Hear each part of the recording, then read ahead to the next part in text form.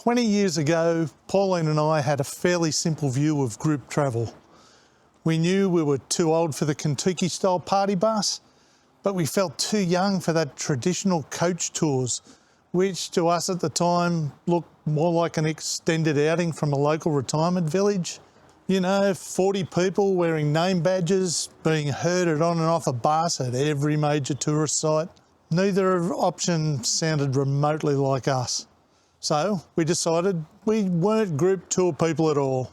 Then 10 years ago, we did book a group tour through Peru and discovered that we were wrong about almost everything. We were wrong about the people we'd travel with and how restricted we'd feel. But our biggest mistake was assuming that all group tours were essentially the same, because the type of tour you choose matters just as much as the decision to take one in the first place. Machu Picchu had been sitting at number one on my bucket list for years. It was somewhere we thought we should experience while we were still youngish, and while our health and fitness was still reasonably good. So we decided it'd be the perfect place to celebrate our 25th wedding anniversary. Up until then, I'd planned and booked all of our travel myself, and I enjoyed doing it. If I'm honest, I like being in control. But we started to realise there were destinations where it made more sense to let a local expert do the work. Now, I'm sure I could have organised Peru independently, but I didn't want to spend our anniversary trip checking transport, confirming bookings, and verifying where we needed to go next. Pauline pointed out that I would spend half the trip being our tour guide instead of her travel companion. That was annoyingly difficult to argue with. We chose a peregrine tour that ticked off most of our boxes. A maximum of 16 travellers, comfortable accommodation, plenty of free time, and some unique local experiences. But one detail finally made the decision for us. It was the only tour we could find that would have us standing at Machu Picchu on the actual day of our anniversary. Even after booking, I still had one thought rattling around in my head. Surely I could arrange a similar trip for less money. I compared the tour price with the cost of the hotels, transport and activities, but conveniently ignored the hours I would spend researching, booking and possibly having to fix everything. To be honest, I still do that today. I look at a tour price and think, I could do that cheaper. And I probably could. But sometimes the real value is being able to stop managing the experience and actually be present for it. We arrived in Lima after everyone else and missed the welcome dinner. So we didn't meet the group properly until we boarded the bus to the airport the following morning. There were only 8 of us in total, Pauline and me in our early 50s, 2 couples ranging from mid-60s to mid-70s, and 2 solo women in their late 50s. We'd worried we might be the oldest and were actually the youngest. But I'm going to admit something that doesn't make me sound particularly enlightened. When I saw the ages of the other travellers, I wondered whether they might slow us down. We wanted to get as much as possible from being in Peru, and I wasn't sure everyone else would have the same energy that we did. Funny thing is that some of them worried about the opposite. They wondered whether younger travellers being with them might ruin their trip by wanting a faster pace and more of a party atmosphere. Both sides were making assumptions based largely on age. The first part of our tour took us to a remote lodge in the Amazon. Sharing such a special experience in an isolated part of the world brought the group together very quickly.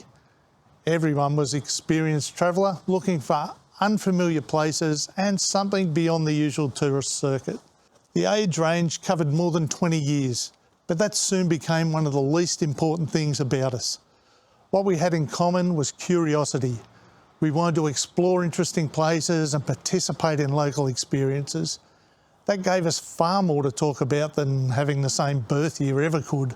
An interesting thing we found was the travellers who were 20 years older than us kept up with almost everything. It really surprised me, probably because I couldn't imagine my own parents doing the same trip. The oldest man did experience breathing difficulties at altitude and had to miss one day while receiving medical care. But altitude sickness can affect travellers of different ages. It happened to affect the oldest person in our group, but it could just as easily have happened to one of us. What stayed with me was the excitement of the older travellers still showed. They'd already seen so much of the world, but they hadn't lost that sense of wonder. And that changed some of the assumptions about what travel might look like for us as we get older. The free time allowed each of us to experience Peru differently. Pauline and I were probably the most adventurous members of the group. We'd explore the streets, visit markets, and hunt for interesting local food.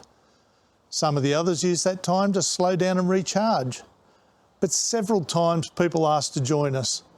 One of the women travelling alone was every bit as active and inquisitive as we were. She joined us often, including climbing through the ruins at Tambo and exploring whenever she had the chance. Others joined us at markets and local restaurants because I was the only one who spoke a little Spanish, and that gave them the extra confidence they needed. Nobody had to travel at precisely the same speed. The structure brought us together, but the free time gave us that chance to be ourselves. One day in the Sacred Valley, we visited a pottery maker in a small community away from the regular tourist trail. His family had invited us into their home and prepared a traditional lunch, including local soups and roasted cuy.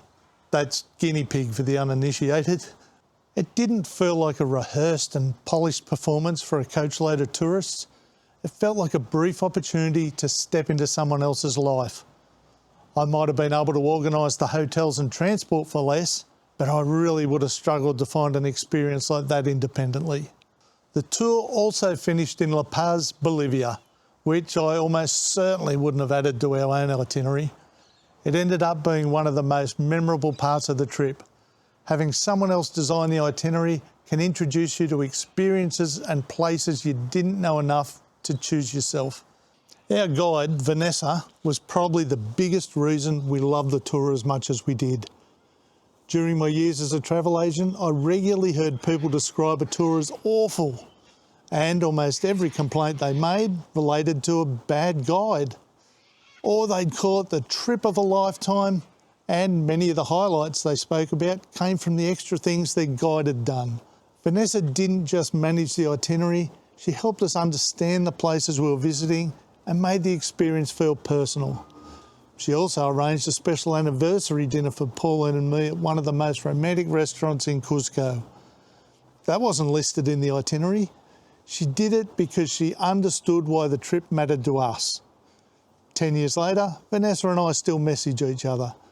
That probably says more about her contribution than any tour review could. Of course, travelling with a group means spending time with people you didn't choose. I had a personality clash with one of the other guests. Nothing dramatic happened.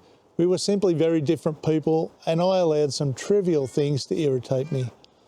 Pauline had to remind me to stop focusing on nonsense and be present in the adventure. It was almost the same reminder she'd given me before we booked. First, she'd stopped me spending the trip managing an itinerary. Then she stopped me wasting part of it being annoyed by something that really didn't matter. Group travel won't guarantee that you'll adore everybody, but neither will a family Christmas. Sometimes you accept the differences and focus on why you're there. That trip didn't convince us that group touring was our future.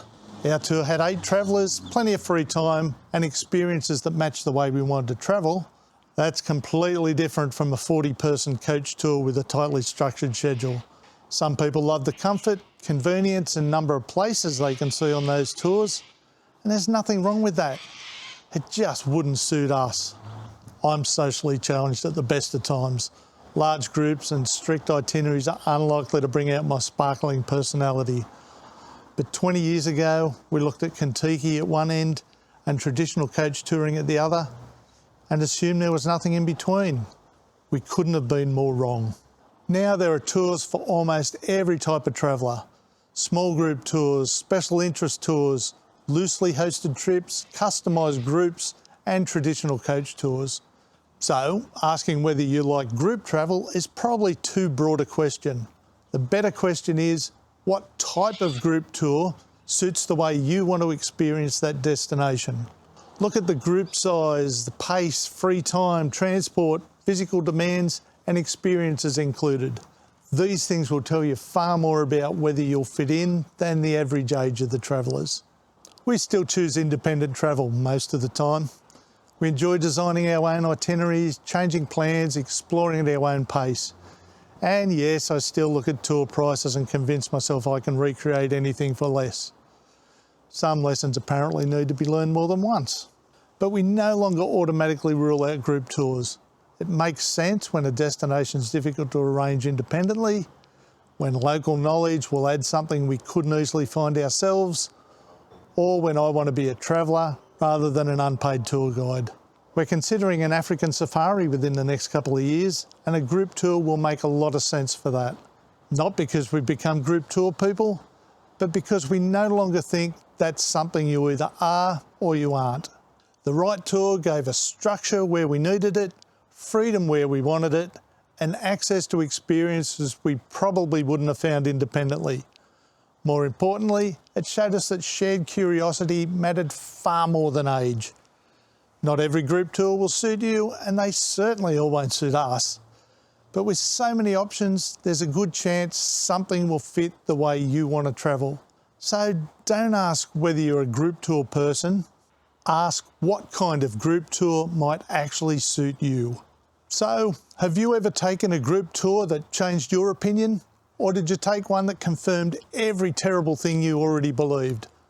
Let us know in the comments. Your experience might help someone else discover what could suit them. Anyway, that's enough for now. I'll see you at the next stop.